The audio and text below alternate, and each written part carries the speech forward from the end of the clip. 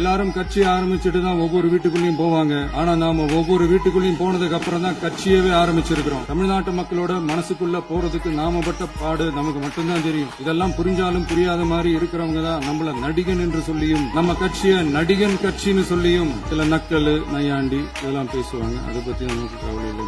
எல்லாத்துக்கும் மேல பிறப்புக்கும் எல்லா உயிருக்கும்ன்றத நம்மளோட அடிப்படை அரசியல் கோட்பாட்டா அறிவிச்சுட்டு தான் அரசியலுக்கே வந்தோம். நம்ம மதுரை மாநாட்டுல நம்மளோட தேர்தல் அரசியல் மற்றும் ஆட்சி அதிகார அரசியல் வழிகாட்டியா அறிஞர் அண்ணாவையும் புரட்சி தலைவர் எம்ஜிஆரையும் ஏத்துக்கிட்டதா அறிவிச்சோம். அப்புறம் இன்னனையும் நாம இங்க பதிவு செஞ்சே ஆகணும். எல்லாரும் கட்சி ஆரம்பிச்சுட்டு தான் ஒவ்வொரு வீட்டுக்குள்ளேயும் போவாங்க. ஆனா நாம ஒவ்வொரு வீட்டுக்குள்ளேயும் போனதுக்கு அப்புறம் தான் கட்சியவே ஆரம்பிச்சிருக்கிறோம். ஒவ்வொரு வீட்டுல ஒவ்வொருத்தரும் நம்மள அவங்க பிள்ளையா மகனா அண்ணனா தம்பியா ஏத்துக்கிட்டதும் இயல்பா நடந்துச்சு. தமிழ்நாட்டு மக்களோட மனசுக்குள்ள போறதுக்கு நாம பட்ட பாடு நமக்கு மட்டும்தான் தெரியும். இதெல்லாம் புரிஞ்சாலும் புரியாத மாதிரி இருக்கிறவங்க தான் நம்மள நடிகன் என்று சொல்லியும் நம்ம கட்சிய நடிகன் கட்சின்னு சொல்லியும் சில நக்கல் நையாண்டி இதெல்லாம் பேசுவாங்க. அதை பத்தி நமக்கு கவலை இல்லை. இப்படி நம்ம அரசியல் பயணம் ரொம்ப டிரான்ஸ்பரண்டா தான் ஆரம்பிச்சிருக்கு. இந்த 2026 தேர்தல்ல கூட்டணியே இல்லாமல் தனியா நின்னோம்.